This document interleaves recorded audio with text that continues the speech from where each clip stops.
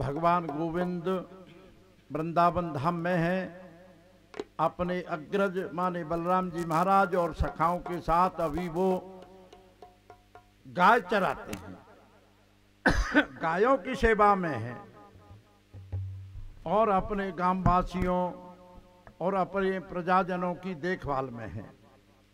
तो सज्जनों, जैसे कि रोजाना ले जाते थे, आज ले गए। देखिए, जैसी हो तप्यता वैसी मिले सहाय। कभी कभी भगवान की जो इच्छा होती है, राम कीन चाहे सोई होई। भगवान जो जिससे जैसा कार्य करवाना चाहते हैं वैसा ही होगा। ये कोई मुगालते में नहीं रहना कि मैं ऐसा हूं, समझ रहे हो। प्रकृति क्रियमाणान गुणे कर्माण सर्वस अहंकार विमूढ़ात्मा करता है मित मन्यते। All endeavors are performed by the power of the Lord. We are bewildered by the false ego, thinks that we are the doer of this task. भगवान की सत्ता के द्वारा सारे कार्य संपादित हो रहे हैं, लेकिन अज्ञान से, मूर्खता से या अहंकार के वशीभूत होकर के हम सोचते हैं कि मैं कर रहा हूं। राम की न चाहे सोई होई, राम की न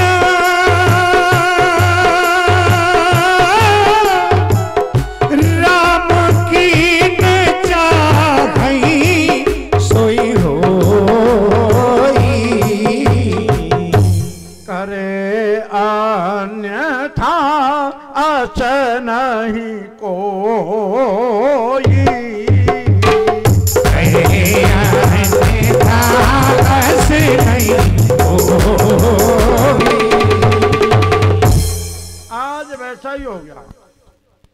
जैसे ही भगवान गोविंद गायों को पानी पिलाने के लिए लाए हैं और देव योग से सभी गायें और उनके मित्रगण किधर पहुंच गए? जहां जमुना जी में काली नाग देह में रहता था, वहां पहुंच गए देवी योग से। और देखो, सभी ने जल का स्पर्श किया, माने जल को छुआ, पानी पिया ऐसे, और मृत पाए होकर के मानो मर गए हो सभी गाय और सभी ग्वाल वाले से हो गए। यह हाल हो गया। लेकिन भगवान गोविंद हैं, परम ब्रह्म परमात्मा हैं, सर्वनियंता हैं, सर्वाधार हैं, अखिल ब्रह्मांड नायक हैं, जगतपति हैं, जर्रे जर्रे में रमे हुए सबका भरण पोषण करने वाले हैं, विशेष रूप से अपने भक्तों के लिए, अपने जनों के लिए। तो उन्होंने अपनी अमृतमयी दृष्टि का पात करके अपनी समस्त गायों और बछड़ों को जिंदा कर दिया। बोलो श्याम सुंदर भगवान की जय। और उन्होंने सोचा कि इस जो विषैले, ये विषैला जल हो रहा है, इसके अंदर एक बहुत विषैला सर्प रहता है। उस सर्प का नाम क्या है बहनों भाइयों? कालिया नाग। सर्प, इसके 101 फन है। कितने कितने बहनों याद रखो, ऐसे आपको लाभ हो कि हाँ सुन के आए, क्या है, कैसे सुन के समझे। कितने फन है इसके? 101 फन है। बहुत शक्तिशाली है। इसकी हजारों उसकी नागिन पत्नी है और अंदर ही रहते हैं, वहां कुंड में विषैला हो गया है। अभी भगवान ने इसको शुद्ध करने के लिए सोचा। देखो, विलोक्य दूषिताम कृष्णम कृष्ण कृष्ण अहिना विभु तस्या शुद्धिम अन्विच्छन सर्पम तत उदवासयत। विलोक्य दूषिताम कृष्णम, कृष्णम, यहाँ कृष्ण 3 बार आया है नाम। देखो फिर सुनो ध्यान से। विलोक्य दूषिताम कृष्णम, कृष्ण कृष्ण अहिना विभु अब इसका पहले कृष्णा दूषिताम कृष्णाम, कृष्णाम का अर्थ है दूषिताम माने विषैला पानी हो गया किसका, कृष्णाम माने जमुना जी। यहाँ कृष्णाम का अर्थ है, यहाँ कृष्ण नहीं है, कृष्णाम माने जमुना जी।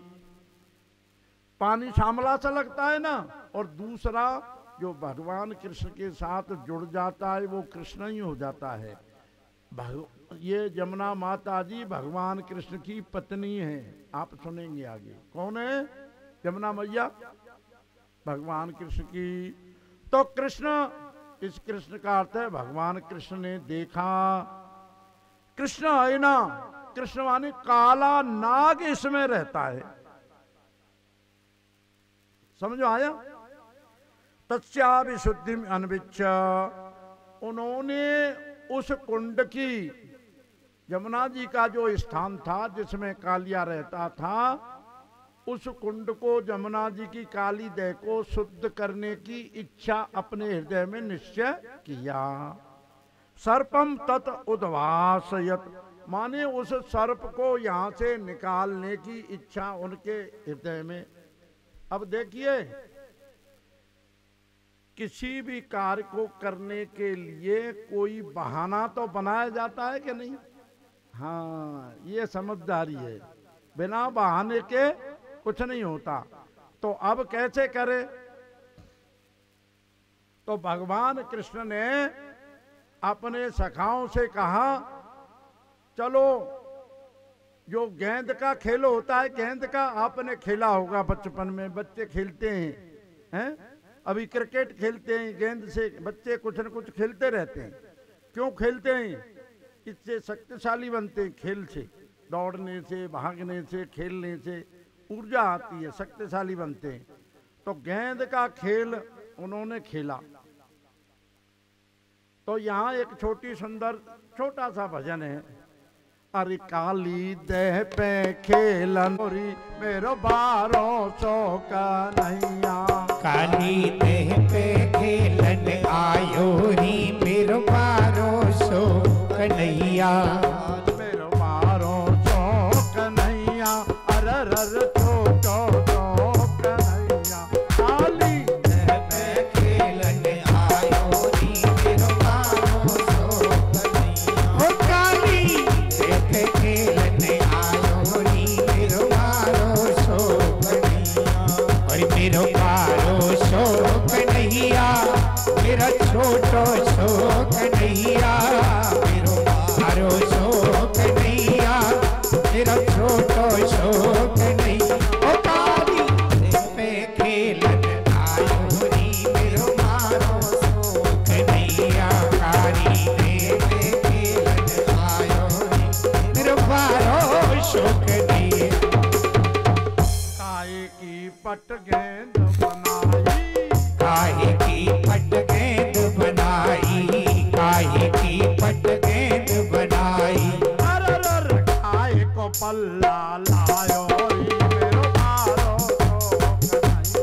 अरर काहे को बल्ला लायो री मेरो बारो सो कन्हैया, काली देह पे खेलन आयो री मेरो बारो सो कन्हैया, मेरो बारो सो कन्हैया, मेरो छोटो सो कन्हैया, मेरो बारो सो कन्हैया, मेरो छोटो सो कन्हैया, काली देह पे खेलन आयो री मेरो बारो सो कन्हैया, काली देह पे खेलन आयो री मेरो बारो सो कन्हैया।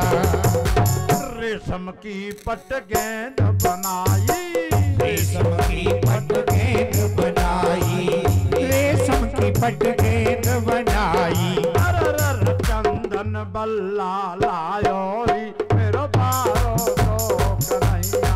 अरर चंदन बल्ला लायो री मेरो बारो सो कन्हैया, मेरो बारो सो कन्हैया, मेरो छोटो सो कन्हैया, मेरो बारो सो कन्हैया, मेरो छोटो सो कन्हैया, काली देह पे खेलन आयो री मेरो बारो सो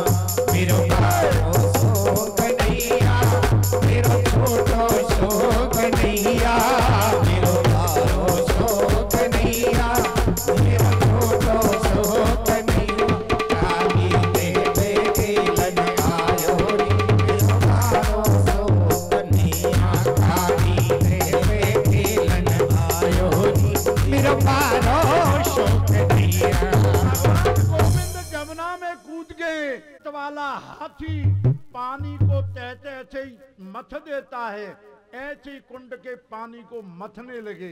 नागिनों से कहा, नागिन अपनो नाग जगाए ले, नागिन अपनो नाग जगाए ले, नागिन अपनो नाग जगा ले। अरे नागिन अपनो नाग जगा ले, माई के कारण आयो री मेरो बारो तो कन्हैया। अरे मैं तो माई के कारण आयो री मेरो बारो सो कन्हैया। अरे मैं खेलन आयो री मेरो बारो सो कन्हैया। अरे मैं खेलन आयो री मेरो बारो सो कन्हैया। बोलो श्याम सुंदर भगवान की जय हो। नाग बहुत शक्तिशाली था। और आप सज्जनों को, जो बुजुर्ग हैं, समझदार हैं, उन्हें पता है सांप के कान नहीं होते, आंखों से ही सुनता है। ये समझ रहे हो बहनों?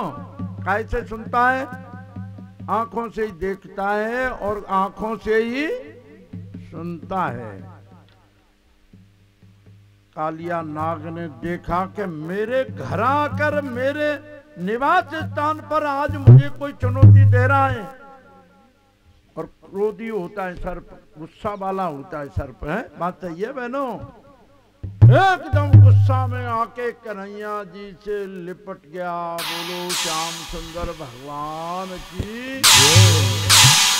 ऊपर तट पे सभी ग्वाल वाल और वो खड़े थे और ऐसे पता चला कि कन्हैया को काली नाग ने पकड़ लिया। तो बहनों भाइयों हाहाकार मच गया हुआ अंदर। गोपियां रोती हुई चली आई, माता जी सभी रो रही हैं, ये क्या हो गया, क्या हो गया, क्या हो गया। उनके तो प्राण सर्वस्व भगवान कृष्ण ही थे। भगवान गोविंद ने देखा कि मेरे प्रजाजन कितने व्याकुल हैं, कितने परेशान हैं, और उन्होंने अपने शरीर को बढ़ाया। उन्होंने अपने शरीर को जैसे ही बढ़ाया तो काली नाग जो लिपटा हुआ वो टूटने लगा, उसके बंधन ढीले होते चले गए। और जैसे ही भगवान ने बहुत बढ़ा दिया तो काली बिल्कुल अलग हो गया। तो उछल के कन्हैया उसके सिर पर चढ़ गए। बोलो श्याम सुंदर भगवान की। और सज्जनों उस पर नृत्य करने लगे, उसके फनों पर 101 फन हैं। जिस भी फन को उठाता है उसी को अपने पैर की ठोकर से कुचल देते हैं भगवान। जिसको भी निकालता है ऊपर उसी पर चढ़ बैठते हैं, ठोकर मारते हैं। अब तो कुछ ही देर में नाग लस्त पस्त हो गया, खून टपकने लगे उसके मुंह से। और नाग पत्नियां भगवान के चरणों में मस्तक नवा के विनती करी, भगवान आप हमें हमारे पति का जीवन दान दे दो। यहाँ श्लोक हैं, बहुत सुंदर श्लोक हैं। ये अब नाग मरना सन्न हो रहा है, मरने ही वाला है। हे प्रभु, हम आपसे अपनी पति के प्राण मांगती हैं। और महान श्रेष्ठ महापुरुष होते हैं, स्त्रियों पर सदा कृपा करते हैं। आप भी कृपा करके इन्हें जीवन दान दे दीजिए। तो भगवान बड़े प्रसन्न हुए। उन्होंने कहा ठीक है, लेकिन ये स्थान इनको छोड़ना पड़ेगा। इतने में कालिया नाग की भी बुद्धि सही हो गई भगवान की ठोकर खा के। तो सज्जनों वो भी विनती करने लगा, प्रार्थना करने लगा, निवेदन करने लगा। बोल भगवान मैं आपकी आज्ञा से चला जाऊंगा इससे बाहर, लेकिन मुझे गरुड़ जी मार देंगे। बोलो श्याम सुंदर भगवान की जय हो। तो कन्हैया जी ने कहा अब गरुड़ जी तुम्हें नहीं मारेंगे। क्यों? तेरे सिर पर मेरे पैर अंकित हो गए हैं। अब उन्हें ये यहाँ क्यों रहता था? परीक्षित जी महाराज पूछते हैं सुखदेव जी महाराज से कि भगवान ये नाग तो जमीन पर रहने वाला जंतु है, ये जल में कैसे रह रहा था? क्या वजह है? और ये गरुड़ जी की बात इन्होंने कैसे की, तो सुनिए सज्जनों। दक्ष प्रजापति की 13 कन्याएं और कश्यप ऋषि के साथ शादी हुई थी, आपको बताया था कल परसों। तो उनमें जो सर्पों की माता है, जिसके सर्प हैं सभी ऐसी सुंदरियों के राजकुमारियों की संतान है ये सर्प। बोल सर्प जिसके है उसका नाम है कद्रू। क्या नाम है? और गरुड़ जी जिसके हैं उनका नाम है विनीता। दोनों बहन हैं। विनीता बड़ी सज्जन है, बड़ी भोली है, बड़ी सत्यवादी है, वचन की पक्की है। एक बार ऐसे ही अभी सुनो, इनके सिर्फ 2 ही पुत्र हैं विनीता के।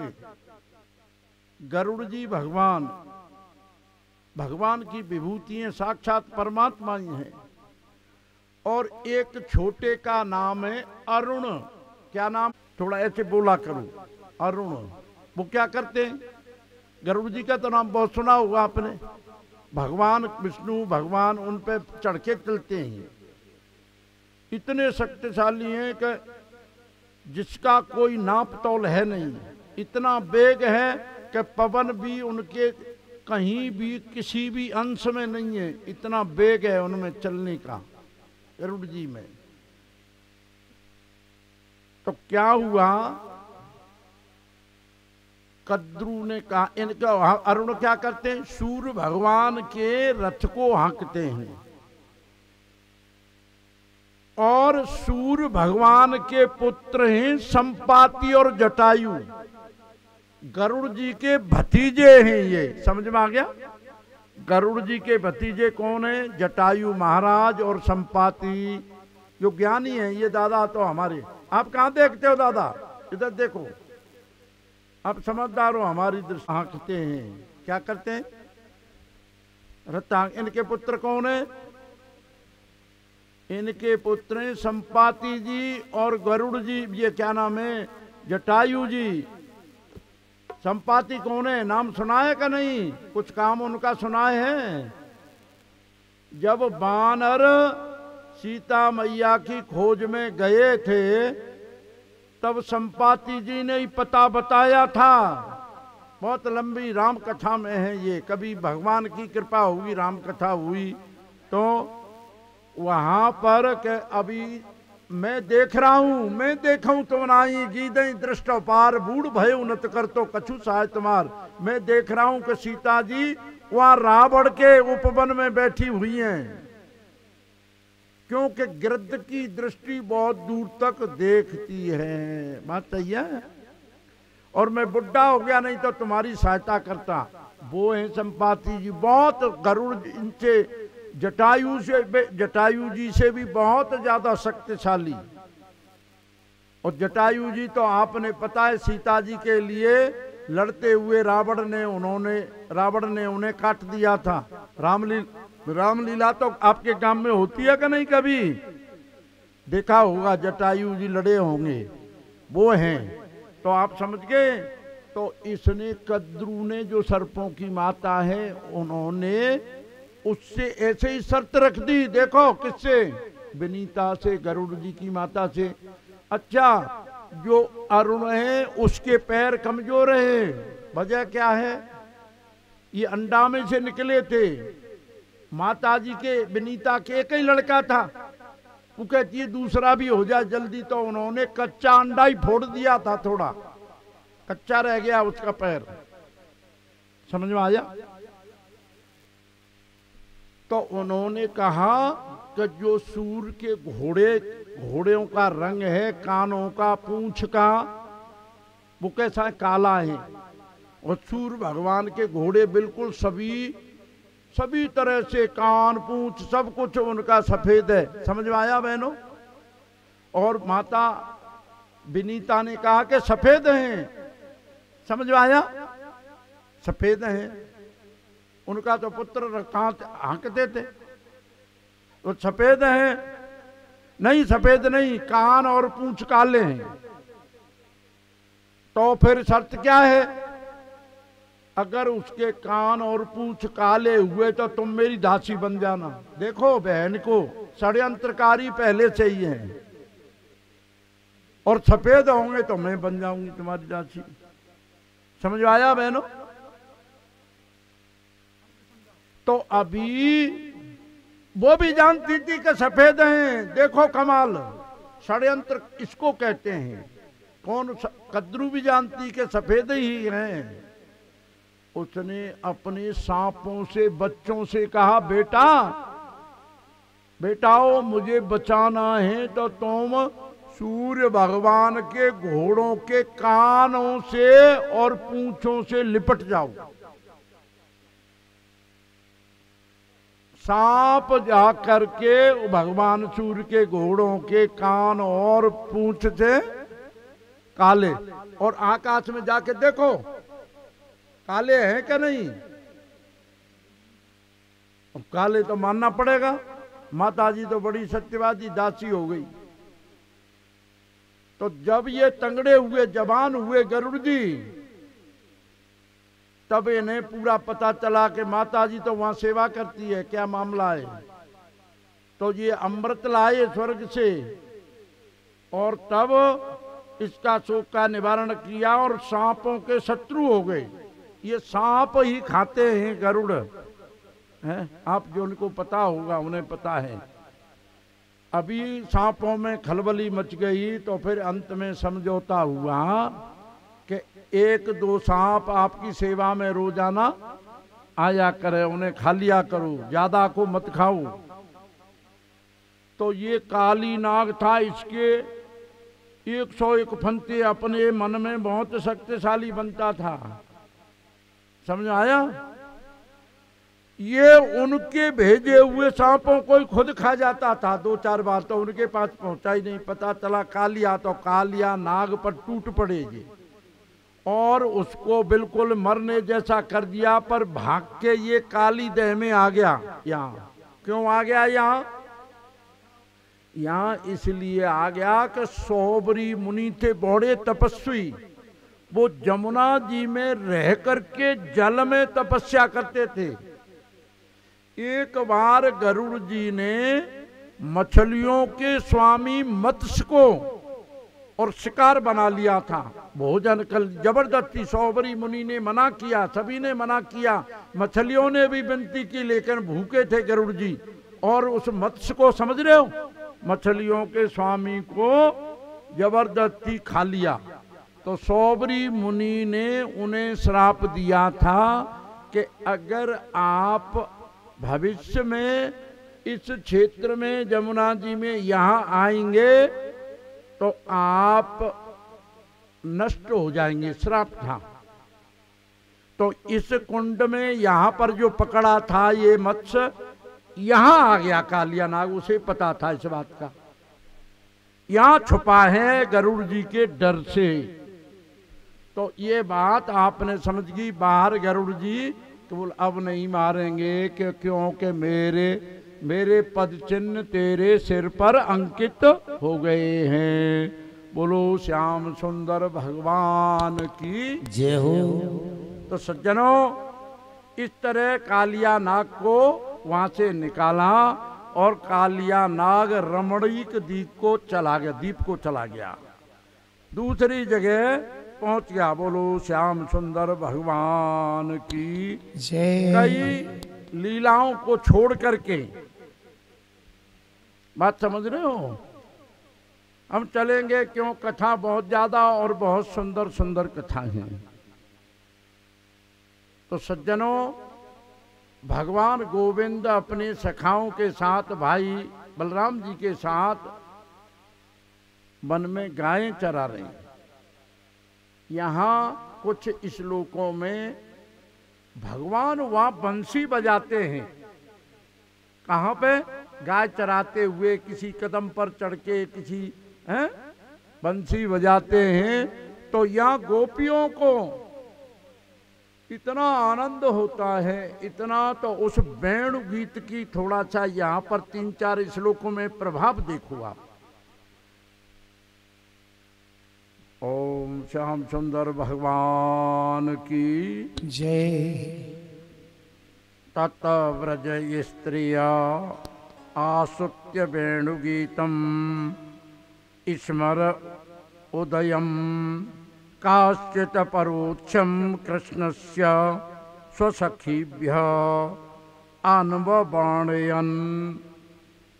जैसे ही भगवान गोविंद अपनी बंसी पर कोई भजन या राग निकालते हैं, बंसी बजाते हैं, तो गोपियों को वो स्पष्ट सुनाई देता है, वहां स्पष्ट सुनाई देता है।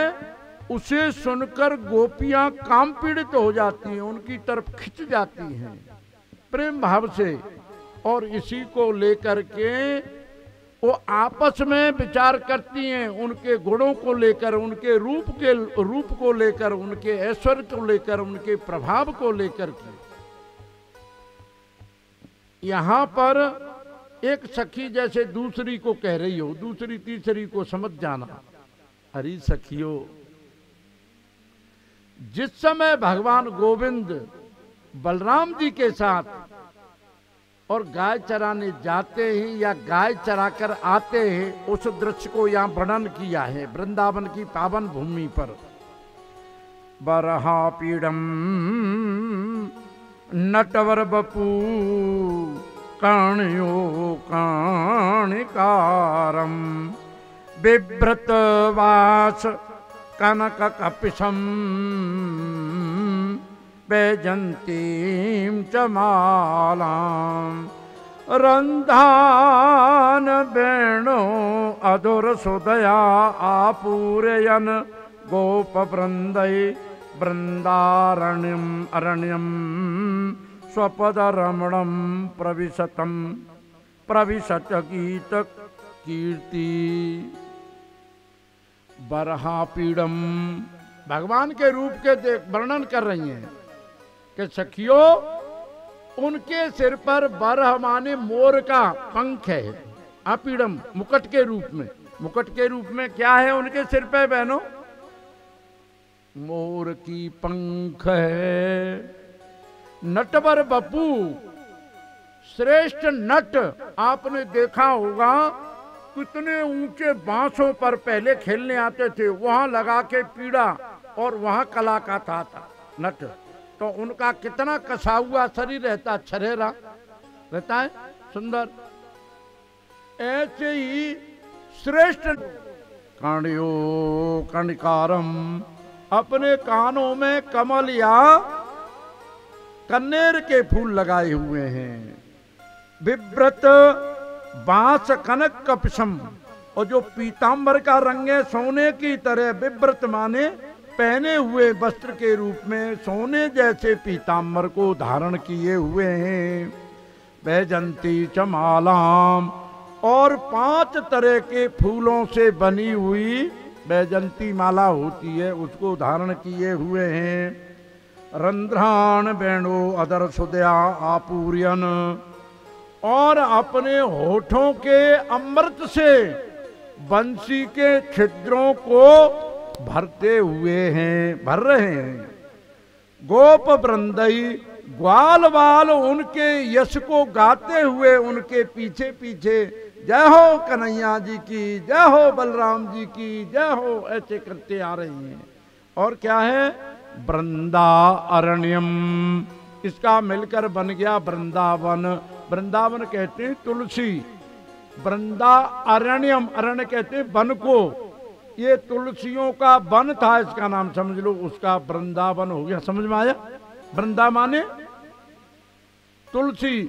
वृंदा के साथ भगवान ने छल किया था, उसे छल करके मारा था। किसको? उसका सतीत्व नष्ट किया था, पतिव्रता थी।